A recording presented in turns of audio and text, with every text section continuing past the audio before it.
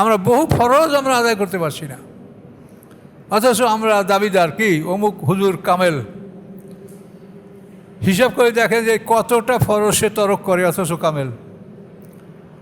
ফরজগুলি আদায় না করে, ফরজ ওয়াজিব না আদায় করে কোনো মানুষ কামেল হয় বলেন? সুন্নাত নাই পারলেন আপনি, ফরজ ওয়াজিব। এখন আল্লাহ বলছেন কুতিবা আলাইকুমুস সিয়াম, তোমাদের রোজা ফরজ, তো রোজা আমরা পালন করছি। আচ্ছা, কুতিবা আলাইকুমুল কেতাল, তোমাদের লড়াই করা ফরজ, এখন লড়াই কি করতে পারছি? তাহলে কুতিবা আলাইকুমুস সিয়াম এই আয়াতের অর্থ আমরা পালন করছি, কিন্তু কুতিবা আলাইকুমুল কেতাল এটা আমরা পালন করতে পারছি না। এভাবে আকিমুস সালাহ, তুমি সালাত কায়েম করো, আমরা সালাত কায়েমের জন্য হাজির হয়েছি, কিন্তু আল্লাহ বলছেন আকিমুদ্দিন, তুমি আমার দিন কায়েম করো, আমরা কি সেটা করতে পারছি? তাহলে দেখেন যে আমরা বড় বড় ফরজগুলো আদায় করতে পারছি না। আমরা কি চোরের হাত কাটতে পারছি? ডাকাতের ডাইন হাত বাম পা কাটতে পারছি? আমরা কি জেনার বিচার করতে পারছি? আমরা কি মিথ্যা সাক্ষীর বিচার করছি? আমরা কি সুদের বিচার করতে পারছি? এগুলো আমরা করতে পারি না। তেমন আমরা বিরাট লেবাস পোশাকার পাগড়ি বাঁধি হুজুরে কামেল, আর মানুষ মনে করে এই হুজুরে কামেল, এই হুজুরের দরবারে সব লাইন দেবে, আর তারা হাজার হাজার কোটি টাকা ধর্ম ব্যবসা করে কামাই করবে। কিন্তু আসলে আল্লাহ কী বলছে এটা তারা বলার ক্ষমতা তারা রাখে না, তারা জানেই না। এই মানে অন্ধকারের মধ্যে আমরা আছি, তো আমরা কি করব? আমরা চেষ্টা করে যাচ্ছি, তো করার কিছু নাই। তো আপনাদের সামনে আমি কোরআন থেকেই বললাম যে এইভাবে আমরা অসংখ্য ফরজ তরক করছি, অথচ আমরা নিজেদেরকে কামেল বলে ঘোষণা করছি। আপনি ফরজ তরক করে কামেল? আল্লাহ ফরজ যেগুলো অন্তত ফরজ পালন করেন, তাছাড়া আপনি কীভাবে নিজেকে কামেল ঘোষণা করেন? এটা মানুষকে ফাঁকি দেওয়া, সত্যকে আড়াল করা, সত্যকে গোপন করা, কাজে এটা ঠিক না। আপনি সত্য কথা বলেন যে আমিও এই দুর্বলতার মধ্যে আছি, আপনারাও আছেন, সবাই মিলে আমরা আল্লাহর কাছে ক্ষমা চাই, এবং সবাই মিলে আমরা একটা পথ খুঁজে বের করি যে কীভাবে আমরা সবাই আল্লাহর পথে আমরা অগ্রসর হতে পারি। তা তো না, আমরা সবাই একজনের বিরুদ্ধে আরেকজনের শুধু ফতুয়া, ওর নামাজ হয় না, ওর নামাজ হয় না, এ ওই করে না, ওই সেই করে, এই একে অপরের বিরুদ্ধে ফতুয়া, এগুলি করে আমরা দিন কাটাচ্ছি, কিন্তু আমরা সঠিক পথে আসতেছি না। কাজে এই জন্য 50,000 বছরের সমান যে বিচার হবে, এই বিচারের দিনে আমরাই সবচেয়ে কঠিন অবস্থার সম্মুখীন হব, আমরা আলেমরা। কারণ প্রত্যেকটা জিনিস আমাদেরকে আল্লাহ জিজ্ঞাসা করবেন যে তুমি কি করেছো। কাজে এই জন্য আমরাই বেশি জবাবের সম্মুখীন হব হাসরের ময়দানে। কাজে এই জন্য আমরা আমাদের বলা, হয়তো আমরা যেভাবে বলছি এরকম বলার মতো সমাজে একেবারে লোক নাই তা না, আজ সংখ্যা কম। আমরা যেভাবে বলছি এটা এই ধরনের বলার সংখ্যা কম, আর অন্যভাবে বলার সংখ্যাটা বেশি। এটা কোরআনে বলছে হবেই। ওয়ারাসাতুল আম্বিয়াদেরকে আল্লাহ কোরআনে সূরা ফাতিরের 32 নম্বর আয়াতে 3 ভাগে ভাগ করছে। তাতে আলেমদের বড় দলটাকে বলছেন জালেম, দ্বিতীয় দলটাকে বলছেন মধ্যমপন্থী, তৃতীয় দলটাকে বলছেন ছোট্ট এবং হকপন্থী। এটা কোরআনে আল্লাহ বলেছেন। সূরা ফাতিরের 32 নম্বর আয়াত পড়ে দেখেন। আমরা সূরা সাফফাতের 87 নম্বর আয়াত থেকে এখন আলোচনা শুরু করব ইনশাল্লাহ। আউযু বিল্লাহি মিনাশ শাইতানির রাজিম, বিসমিল্লাহির রহমানির রহিম। ফামা যান্নুকুম বিরাব্বিল আলামিন। কি ধারণা তোমাদের রব্বুল আলামিন সম্পর্কে? তো পিছনে হযরত নূহ আলাইহিস সালামের বিবরণ গেছে এবং বলা হয়েছে নূহ আলাইহিস সালামের সম্প্রদায় থেকেই হযরত ইব্রাহিম আলাইহিস সালাম, এটা আল্লাহ বলেছেন। এরপরে ইব্রাহিম আলাইহিস সালাম কীভাবে তার জাতির কাছে দাওয়াত উপস্থাপন করেছেন সেই বিষয়টা আল্লাহ এখানে বলছেন। তিনি প্রথমে বললেন তার পিতাকে এবং তার জাতিকে, মা যা তা'বুদুন, তোমরা কিসের ইবাদত করছো? আইফকান আলিয়াতান দুন আল্লাহ তুরিদুন, আল্লাহর পরিবর্তে তোমরা মিথ্যা ইলাহ কামনা করছো। ফামা যান্নুকুম বিরাব্বিল আলামিন, রব্বুল আলামিন সম্পর্কে তোমাদের কি ধারণা?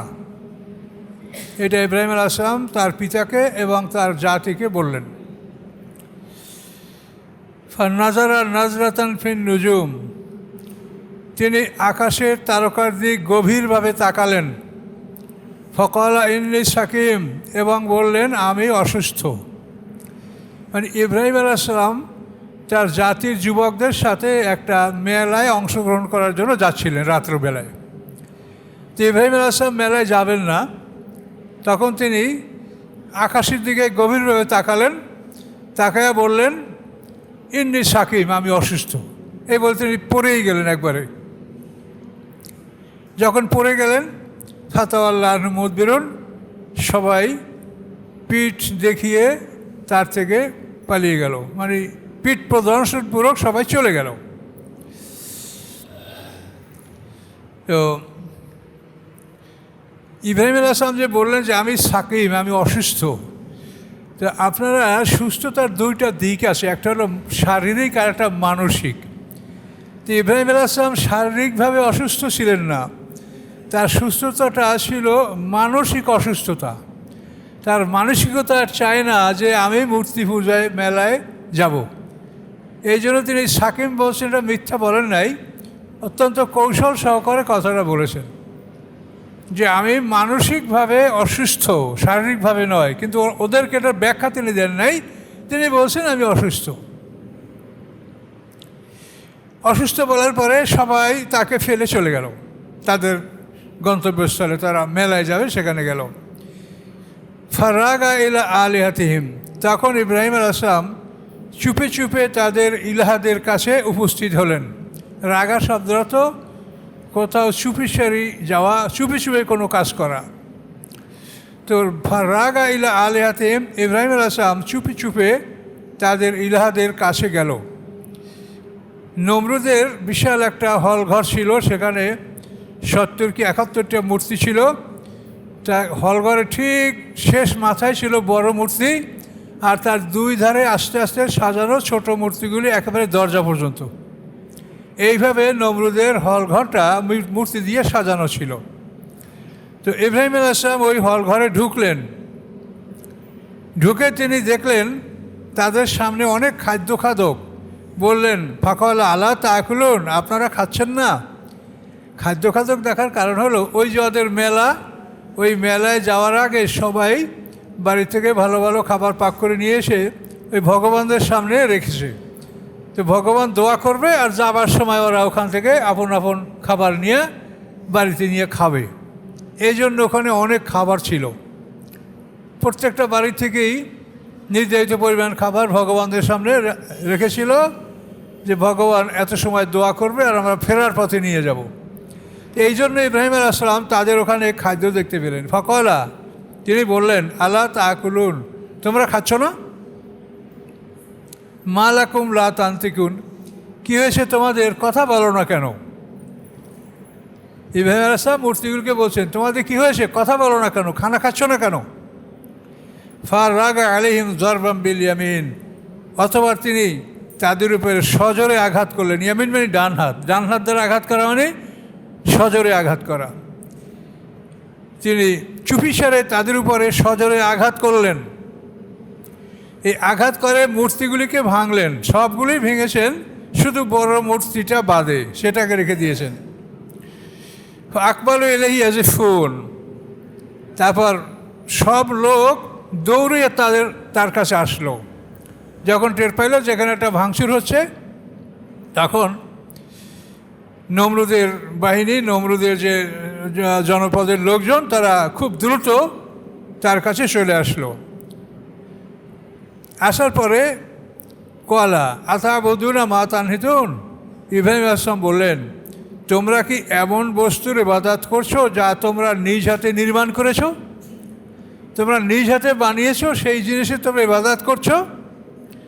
আল্লাহু খালাকাকুম ওয়া মা তা'মালুন, আল্লাহ তাআলা তোমাদেরকে সৃষ্টি করেছেন এবং তোমাদের আমলগুলিও তিনি সৃষ্টি করেছেন।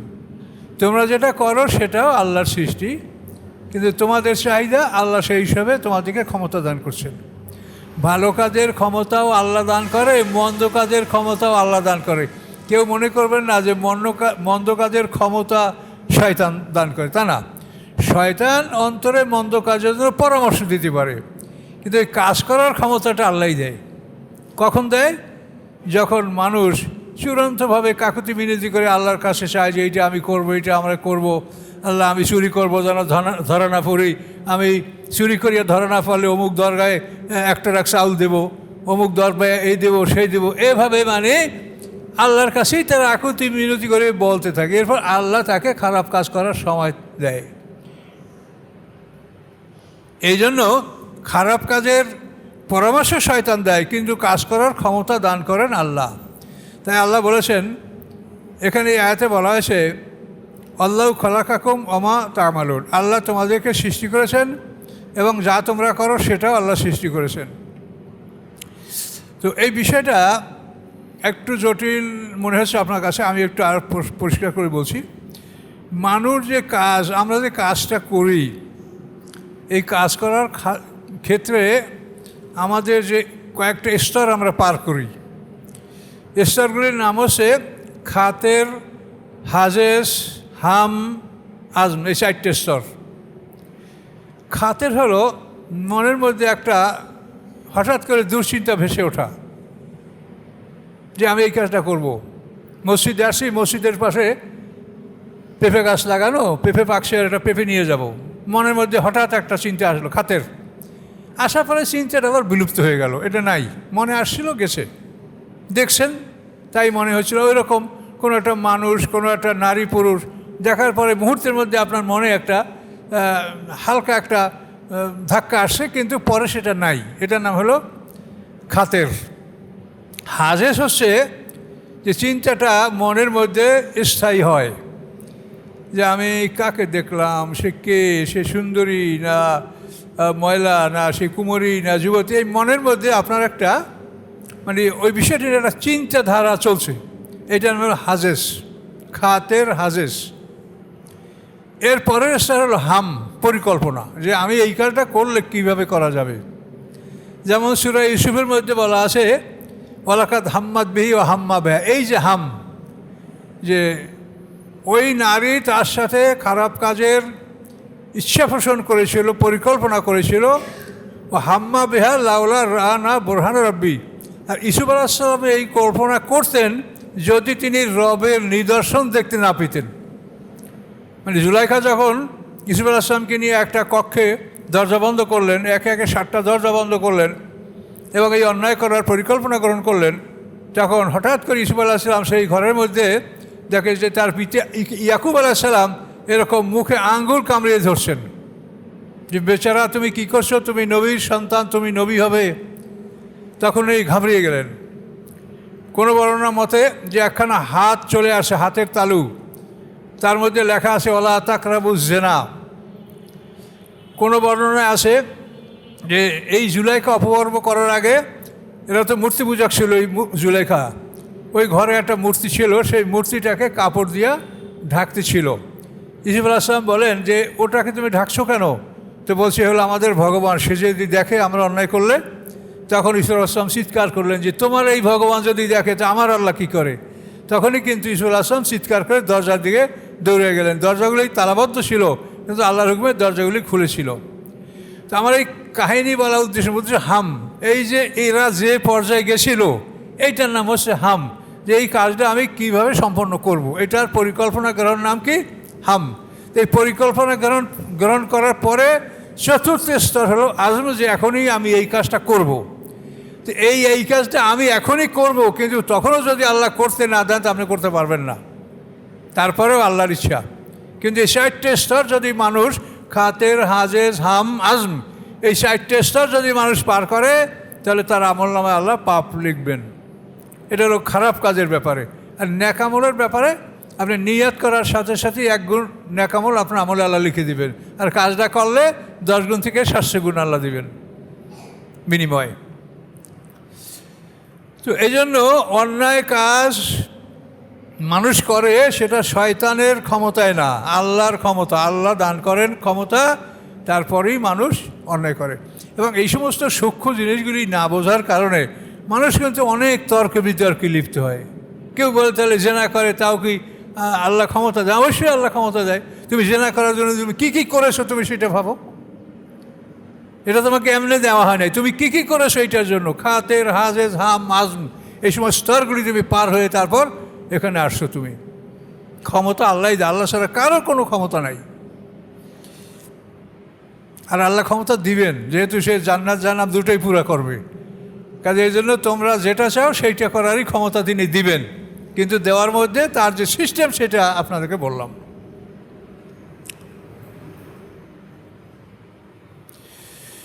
তিনি বললেন, কলা আতাবুদুনা মা তানহিতুন, তোমরা এমন কিছুর ইবাদত করছো যা তোমরা হাত দ্বারা নির্মাণ করো। আল্লাহ খালাকাকুম মা তা'মালুন, আল্লাহ তোমাদেরকে সৃষ্টি করেছেন এবং তোমাদের আমলগুলিও তিনি সৃষ্টি করেছেন। তো এভাবে এই কাহিনী তো কোরআনে বিভিন্ন জায়গায় আসে, এখানে একভাবে আসে, অন্য জায়গায় একটু বিস্তারিত আসে, কোনো জায়গায় কম বেশি আসে। কালু, এবার তারা বলল, উবনুলা বুনিয়ানান, তার জন্য একটা প্রাচীর নির্মাণ করো, একটা অট্টালিকা, এখানে প্রাচীর, তার জন্য একটা প্রাচীর নির্মাণ করো। ফালকু ফিল জাহিম, এরপরে তোমরা সেই জ্বলন্ত আগুনে তাকে নিক্ষেপ করে দাও। তো অন্য জায়গায় আসে কোরআনে, সেখানে দেখবেন নমরুদ বলছে ফাতুবিয়াল আয়ুরের নাসের আলম ইয়াসাদুল, যে তোমরা তাকে মানুষের সম্মুখে উপস্থিত করো, মানুষেরা সাক্ষী দিক যে এটা সে করেছে কিনা।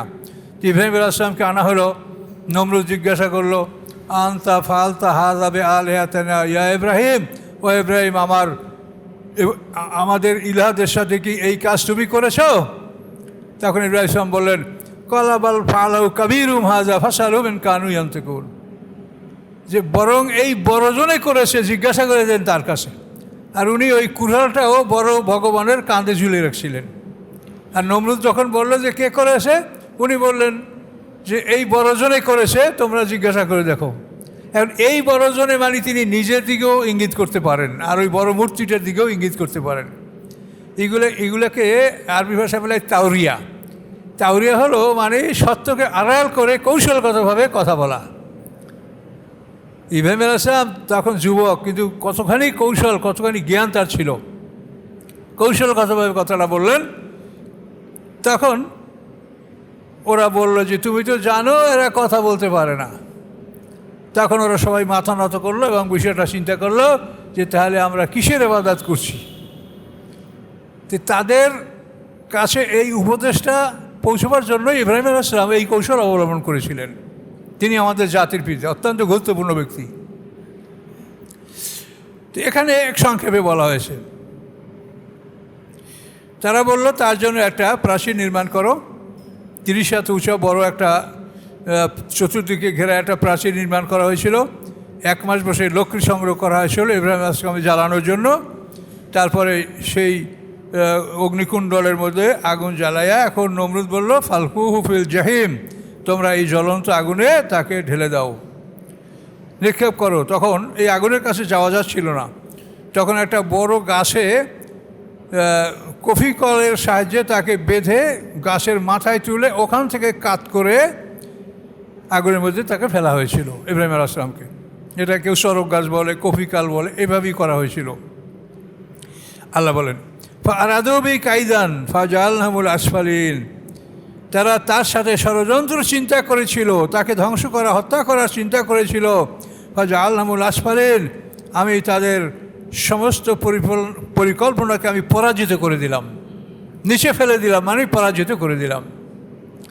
তাহলে এখন দেখেন যে আল্লাহ যদি না থাকে তাহলে সারা পৃথিবীর বাদশা নমরুদ সে একজন মানুষের সাথে মোকাবেলা করে জিততে পারলো না।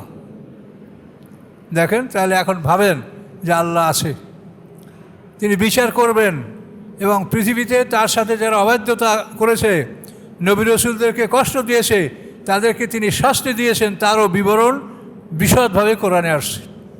ফেরাউন সম্প্রদায়কে শাস্তি দিয়েছেন পানিতে ডুবিয়ে, নমরুদকে শাস্তি দিয়েছেন মশার সাহায্যে, ফেরাউন সম্প্রদায়কে ডুবিয়ে মেরেছেন পানিতে। তারপরে লূত সম্প্রদায়কে প্রস্তর পাথরের বৃষ্টির বসে তাদেরকে ধ্বংস করেছেন। আদ জাতি, সামুদ জাতি, আসহাবে আইকা, কওমে তুব্বা, বহু জাতির ধ্বংসের ইতিহাস আল্লাহ কোরআনে উল্লেখ করেছেন। এই জন্য আল্লাহ আসে, এর প্রমাণ হলো এগুলি। একটা মানুষ, সেই মানুষটার বাবাও তার পক্ষে না। দেখেন, আজরও ইব্রাহিম আলাইহিস সালামের পক্ষে ছিল, আজর ঈমান আনে নাই।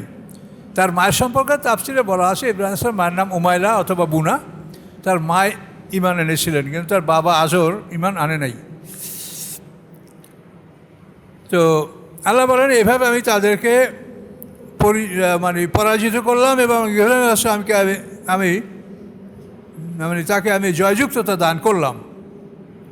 ক্বালা ইন্নী যাহিবুন ইলা রাব্বি সায়াহদিন, তখন তিনি বললেন আমি আল্লাহ অভিমুখে আমি রওনা করব, আমি আল্লাহর দিকে অগ্রসর হব, আল্লাহ আমাকে সরল পথ দেখাবেন। এবং তিনি বললেন রব্বে হাবলি মিনাস সালিহিন, হে আল্লাহ আপনি আমাকে নেক সন্তান দান করেন। ইব্রাহিম আলাইহিস সালাম তখন আল্লাহর কাছে বললেন রব্বে হাবলি মিনাস সালিহিন, হে আল্লাহ আপনি আমাকে নেক সন্তান দান করেন। ফাবাশশারনাহু বিগুলামিন হালিম, আল্লাহ বলেন আমি সুসংবাদ দিলাম তাকে একটা সন্তান, হালিম মানে অত্যন্ত ধৈর্যশীল সন্তান, এই ধৈর্যশীল সন্তানের আমি সুসংবাদ দিলাম। দেখেন এটা ইব্রাহিম আলাইহিস সালাম সন্তানের জন্য আল্লাহর কাছে দোয়া করছেন, এবং ইব্রাহিম আলাইহিস সালামের নিজের জন্মটাও কিন্তু ছিল অত্যন্ত আশ্চর্যজনক। ইব্রাহিম আলাইহিস সালামের জন্মটা কীভাবে হয়েছে শোনেন, তাফসীরে কীভাবে আছে। নমরুদ সারা পৃথিবীর বাদশা, নমরুদ আর বক্তে নাসার এই দুইটা কাফের সারা পৃথিবীর বাদশা ছিল, আর মুসলমানদের দুইজন সারা পৃথিবীর বাদশা, একজন হল সুলাইমান আলাইহিস সালাম আর একজন হচ্ছে জুলকারনাইন ইস্কান্দার। তো এই নমরুদ স্বপ্নে দেখে যে পূর্ব আকাশে একটা তারকা উদিত হয়েছে। তো এখন তারকাটা খুব উজ্জ্বল, এই মুহূর্তের মধ্যে তারকার আলোটা এমনভাবে বেড়েছে যে চন্দ্র সূর্য অন্য সব আলো নিভে গেছে, শুধু এই তারকার আলোটাই গোটা পৃথিবী আলোকিত করে ফেলেছে। তো এটা নমরুদের কাছে খুব আশ্চর্য লাগলো, একটা তারকার আলো এরকম হলো কি, আমি এটা কী স্বপ্নে দেখেছি। দরবারে যারা গণক, কাহেন, স্বপ্নতত্ত্ববিদ তাদের কাছে বিষয়টা উত্থাপন করলেন। তারা বলল যে আপনার এই স্বপ্নটা খুব ভয়ঙ্কর স্বপ্ন। এটার অর্থ হচ্ছে এই যে আপনি আজ থেকে 6 মাসের মধ্যে, এই বছর শেষ হতে আরও 6 মাস বাকি আছে, এই সময়ের মধ্যে আপনার দেশে এমন একটা পুত্র সন্তান জন্মগ্রহণ করবে, সেই সন্তানের কারণে আপনার সাম্রাজ্য ধ্বংস হবে এবং আপনার জাতি ধ্বংস হবে। এখন নমরুদ বলে এটা কেমন করে, এটা আমি সারা পৃথিবীর বাদশা, আমি এটাকে প্রতিহত করব, তা কী করা যায়। তো তখন সে পরামর্শ করে সিদ্ধান্ত নিল যে এর একমাত্র উপায় হলো যে আমরা এই আজ থেকে এখন এই বছরের শেষ নাগাদ, যেহেতু 6 মাস, এই 6 মাস আমরা সবাই স্ত্রী থেকে পৃথক থাকব। আমরা যদি সবাই স্ত্রী থেকে পৃথক থাকি, স্ত্রী গমনকেও আমরা না করি, তাহলে এই সন্তানটা হতে পারবে না। এইটার ব্যাপারে সবাই মেনে নিল এবং আইন পাস হয়ে গেল যে নমরুদের স্বপ্ন দেখার পর থেকে এই বছর শেষ পর্যন্ত কোনো মানুষ স্ত্রী গমন করবে না, এবং সব জায়গায় আর্মি পুলিশ ডিপ্লয়েড করে দেওয়া হলো। তো এই অবস্থার মধ্যে নমরুদ চিন্তা করলো যে আমি এভাবে যদি পরিবার পরিজন নিয়ে থাকি তাহলে আমার খুব কষ্ট হবে, তার সাথে আমি বাইরে ঘোরাফেরা সফরে সময়টা কাটাই দিই, তাহলে আমি একটু নিরাপদ থাকবো। এই জন্য নমরুদ নিজে এবং তার মন্ত্রী পরিষদ এবং তার যারা একটা রাষ্ট্রের যারা উপযুক্ত ব্যক্তিগণ, এদেরকে নিয়ে নমরুদ ভ্রমণে বের হলো। এর সাথে নমরুদের সাথে যারা ছিল তার মধ্যে আজরও ছিল, সে হলো ধর্মীয় শ্রেষ্ঠ নেতা আজর, ইব্রাহিম আলাইহিস সালামের পিতা। তো কিছুকাল চলাফেরার পরে তাদের রসদ ফুরিয়ে গেল। তখন নমরুদ চিন্তা করলো যে বাড়ি একজনকে রাজদরবারে একজনকে পাঠিয়ে আমাদের রেশন নিয়ে আসতে হবে, খরচ নিয়ে আসতে হবে। তো কাকে পাঠাবে? তো মানুষ সবসময় সব ধর্মেই যে ধর্মীয় নেতাকে মানুষ সবচেয়ে আস্থাবান বা বিশ্বাস করে। তো আজর হলো ধর্মীয় নেতা, তারা বললো যে আজর যাবে বাড়িতে গিয়া আমাদের খাদ্য যেটা আমাদের প্রয়োজন এটা নিয়ে আসবে। তো আজর এই অনুমতি পেয়ে চলে আসলো বাড়িতে। বাড়িতে আসার পরে এই রাজদরবারে এই তো রাজা মন্ত্রী পরিষদ যেখানে তাদের থাকার জায়গা, তো আজর এসে চিন্তা করে যে আমি বাড়ি আসার সুযোগ পেয়েছি, এটা তো আমার একটা বিরাট ভাগ্য, তো আমি একটু বাড়িতে যেয়ে সবাইকে এক নজর দেখে আসি। তখন আজর বাড়িতে গেল। বাড়িতে যাওয়ার পরে তার এক কুমারী স্ত্রী ছিল, সেই কুমারী স্ত্রীর সাথে তার মেলামেশা হয়ে গেল এবং ইব্রাহিম আলাইহিস সালাম মায়ের পেটে চলে গেলেন। এটা কেউ চিন্তাও করতে পারে নাই, বুঝতেও পারে নাই। আজর আবার আসলো, আয়সা নমরুদের সাথে সময় পার করলো। সময় পার করার পরে যখন এই বছরটা পার হয়ে গেল, তো নমরুদ এখন নিরাপদ, যে আর এই সন্তান জন্মগ্রহণ করতে পারবে না। এখন এই সন্তান তার মায়ের পেটে এমনভাবে আছে যে বাইরে থেকে কোনো নারী অনুমান করতে পারে না যে এই মহিলা গর্ভবতী। এটা আল্লাহরই কুদরত ছিল, স্বাভাবিক মনে হতো তাকে।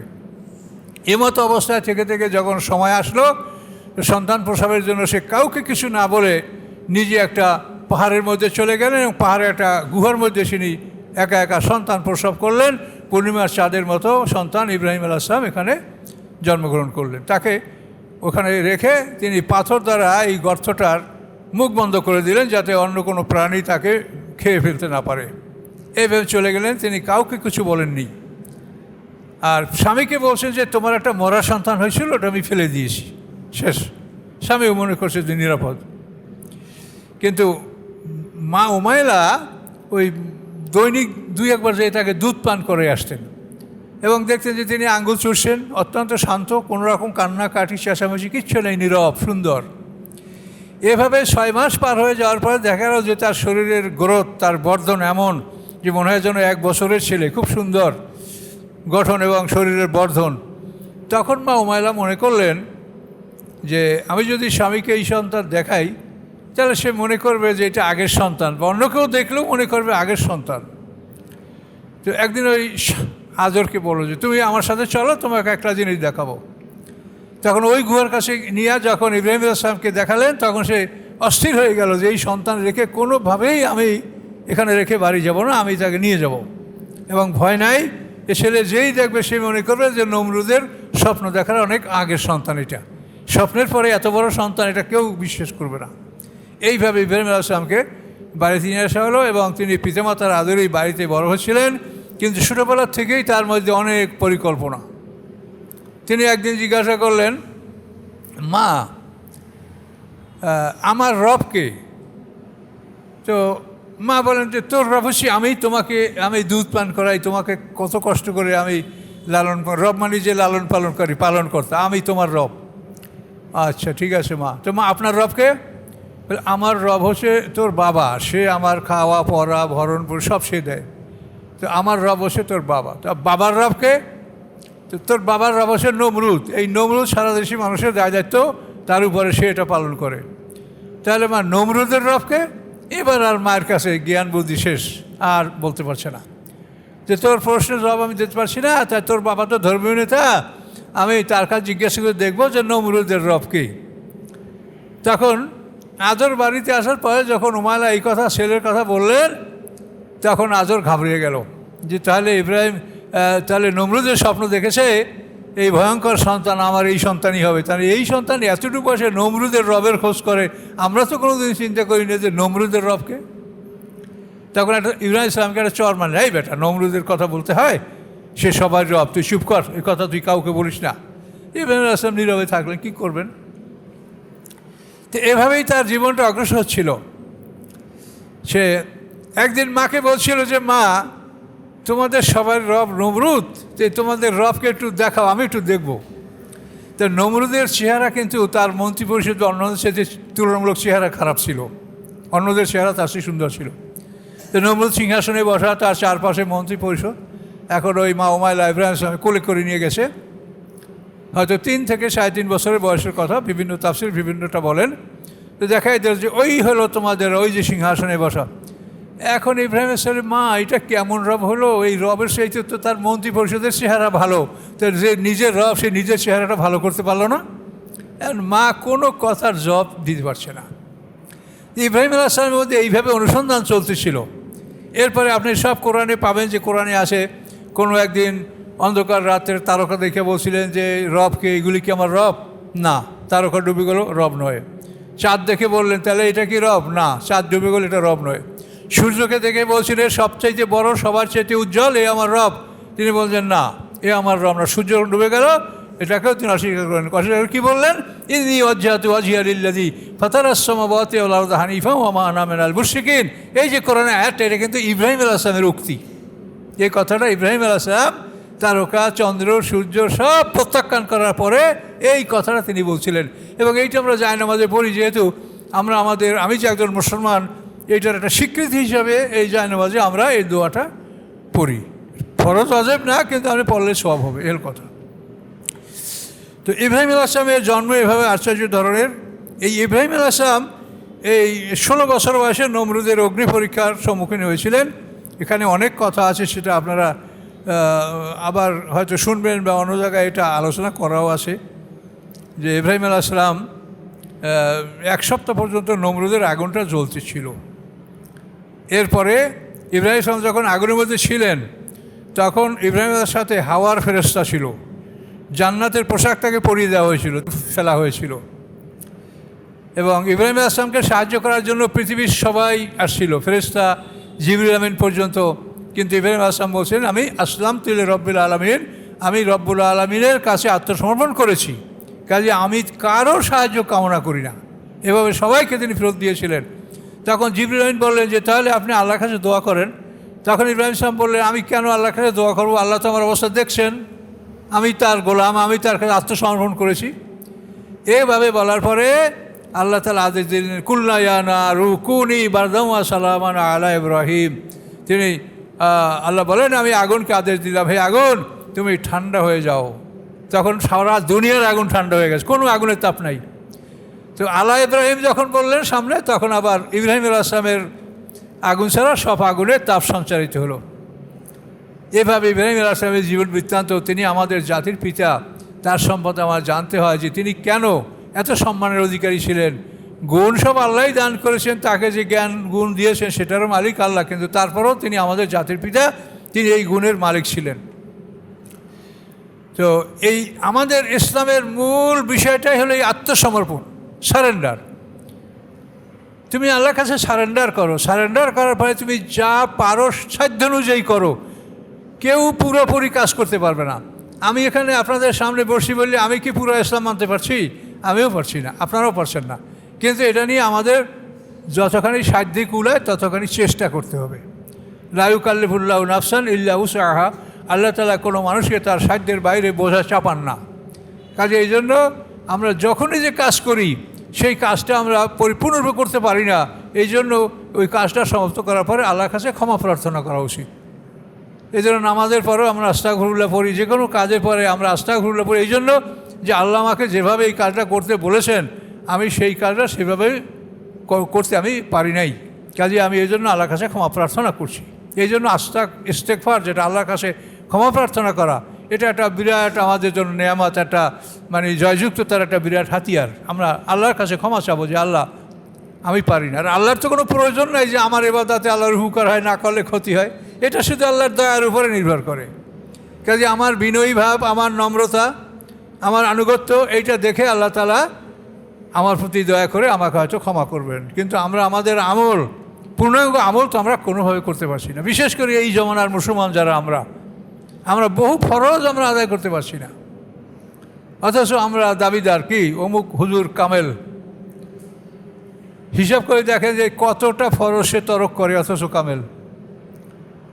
ফরজগুলি আদায় না করে, ফরজ ওয়াজিব না আদায় করে কোনো মানুষ কামেল হয় বলেন? সুন্নাত নাই পারলেন আপনি, ফরজ ওয়াজিব। এখন আল্লাহ বলছেন কুতিবা আলাইকুমুস সিয়াম, তোমাদের রোজা ফরজ, তো রোজা আমরা পালন করছি। আচ্ছা, কুতিবা আলাইকুমুল কিতাল, তোমাদের লড়াই করা ফরজ, এখন লড়াই কি করতে পারছি? তাহলে কুতিবা আলাইকুমুস সিয়াম এই আয়াতের অর্থ আমরা পালন করছি, কিন্তু কুতিবা আলাইকুমুল কিতাল এটা আমরা পালন করতে পারছি না।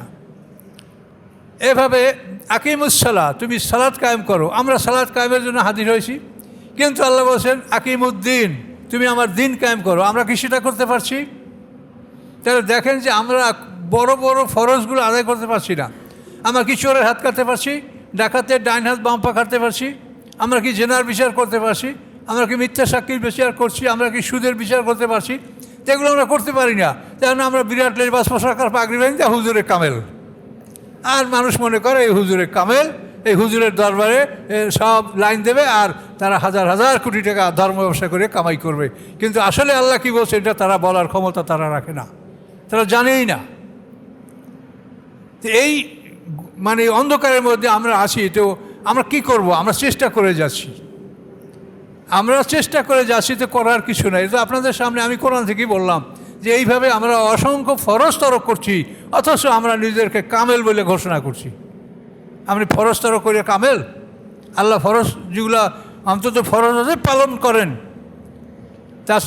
তাছাড়া আপনি কীভাবে নিজেকে কামেল ঘোষণা করেন? এটা মানুষকে ফাঁকি দেওয়া, সত্যকে আড়াল করা, সত্যকে গোপন করা। কাজে এটা ঠিক না। আপনি সত্য কথা বলেন যে আমিও এই দুর্বলতার মধ্যে আছি, আপনারাও আছেন, সবাই মিলে আমরা আল্লাহর কাছে ক্ষমা চাই এবং সবাই মিলে আমরা একটা পথ খুঁজে বের করি যে কীভাবে আমরা সবাই আল্লাহর পথে আমরা অগ্রসর হতে পারি। তা তো না, আমরা সবাই একজনের বিরুদ্ধে আরেকজনের শুধু ফতুয়া, ওর নামাজ হয় না, ওর নামাজ হয় না, এ ওই করে না, ওই সেই করে, এই একে অপরের বিরুদ্ধে ফতুয়া, এগুলি করে আমরা দিন কাটাচ্ছি, কিন্তু আমরা সঠিক পথে আসতেছি না। কাজে এই জন্য 50,000 বছরের সমান যে বিচার হবে, এই বিচারের দিনে আমরাই সবচেয়ে কঠিন অবস্থার সম্মুখীন হব, আমরা আলেমরা। কারণ প্রত্যেকটা জিনিস আমাদেরকে আল্লাহ জিজ্ঞাসা করবেন যে তুমি কি করেছো। কাজে এই জন্য আমরাই বেশি জবাবের সম্মুখীন হব হাসরের ময়দানে। কাজে এই জন্য আমরা আমাদের বলা, হয়তো আমরা যেভাবে বলছি এরকম বলার মতো সমাজে একেবারে লোক নাই তা না, আজ সংখ্যা কম। আমরা যেভাবে বলছি এটা এই ধরনের বলার সংখ্যা কম, আর অন্যভাবে বলার সংখ্যাটা বেশি। এটা কোরআনে বসে হবেই। ওরাসাতুল আম্বিয়াদেরকে আল্লাহ কোরআনে সূরা ফাতিরের 32 নম্বর আয়াতে 3 ভাগে ভাগ করছে। তাতে আলেমদের বড় দলটাকে বলছেন জালেম, দ্বিতীয় দলটাকে বলছেন মধ্যমপন্থী, তৃতীয় দলটাকে বলছেন ছোট্ট এবং হকপন্থী। এটা কোরআনে আল্লাহ বলেছেন। সূরা ফাতিরের 32 নম্বর আয়াত পড়ে দেখেন। ইয়াসিনের আগে সূরা ফাতির, এই সূরার 32 নম্বর আয়াত। তো এভাবে মোটামুটি আমরা চেষ্টা করব, আমরা নিরাশ হব না। তার কারণ নিরাশ হব না এই জন্য যে আল্লাহ তো আমাদের থেকে কিছু চান না যে এইটা করলে আমার আল্লাহর দরবার বা আল্লাহর রাষ্ট্রীয় ক্ষমতা বা আল্লাহর সারা পৃথিবীর মালিকানা এটা কিছু বাড়বে, এমন তো না। তিনি শুধু আনুগত্য চান। এই আনুগত্য তিনি একমাত্র চাওয়ার মালিক। এটা যদি পৃথিবীর কোনো মানুষ চায় যে আমার আনুগত্য করতে হবে, তাহলে ওই মানুষটা আল্লাহর সঙ্গে নিজেকে তুলনা করে। আপনি একটু চিন্তা করলেই দেখবেন পৃথিবীতে এমন মানুষ আছে যে তার আনুগত্য না করার কারণে সে গোটা পৃথিবী ধ্বংস করার জন্য পরিকল্পনা গ্রহণ করছে। বিষয়টা কি? আমার আনুগত্য করতে হবে। তাহলে আল্লাহ কি করবে? তুমি আল্লাহর আনুগত্য করো, তোমার আনুগত্যের জন্য তুমি মানুষ ডাকতেছ, তুমি এই মানুষদের কি উপকার করতে পারবে? এই মানুষগুলি তোমার আনুগত্য করলে বলো, তোমার আনুগত্য করলে মানুষগুলোর কি উপকার তুমি করতে পারবে সেটা তুমি বলো। আর আল্লাহর আনুগত্য করলে আল্লাহ বলেছেন যে আমি তোমাকে জান্নাত দেওয়ার ক্ষমতা রাখি, আমার কাছে জান্নাত আছে, আমি জান্নাত দিব। যে এই আনুগত্যের দাবি আমি বড়, আমি ক্ষমতাশীল, আমার আনুগত্য করা হবে না। কাজে এই আনুগত্যের দাবি করা কিন্তু একটা শিরক পর্যায়ের একটা অপরাধ। কাজে যাই হোক, মোটামুটি আপনারা বিষয়গুলি কোরআন শুনতে থাকলে আপনাদের মাঝে একটা পরিবর্তন আল্লাহ আনতে পারেন এবং জ্ঞান আল্লাহ আপনাদেরকে ফিরিয়ে দিতে পারেন। সব কিছুর মালিক আল্লাহ। সবটাই নিজেকে মনে করতে হবে যে আমি কিছু জানি না। আর যদি মনে করেন যে আমি মুফতি, আমি মুহাদ্দিস, আমি মুফাসসির, আমি সব, তাহলে আপনি কিছু জানতে পারবেন না। মুফতি, মুহাদ্দিস, মুফাসসির মানুষ কিছু জানতে পারে না। জানতে পারে আল্লাহ যদি তার অন্তরকে উন্মুক্ত করে, তাহলে তার অন্তরের মধ্যে, তার সিনার মধ্যে আল্লাহ তাআলা ইসলামের জ্ঞান পাঠিয়ে দেয়। কোরআনেই বলা আছে ওমা ইউরিদুল্লাহু আইয়াহদিয়াহু ইয়াশরাহ সাদরাহু লিল ইসলাম। আল্লাহ তাআলা যাকে হেদায়েত দান করতে চান তার বক্ষকে আল্লাহ তাআলা ইসলামের জন্য সম্প্রসারিত করে দেন। কোরআনের আয়াত। তো হুজুর চলে আসেন। আপনারা যারা কাবলা জুমা পড়েন নাই তারা 4 রাকাত কাবলা জুমা পড়েন ইনশাআল্লাহ। তারপর আমরা বাকি কাজ সমাপ্ত করব ইনশাআল্লাহ।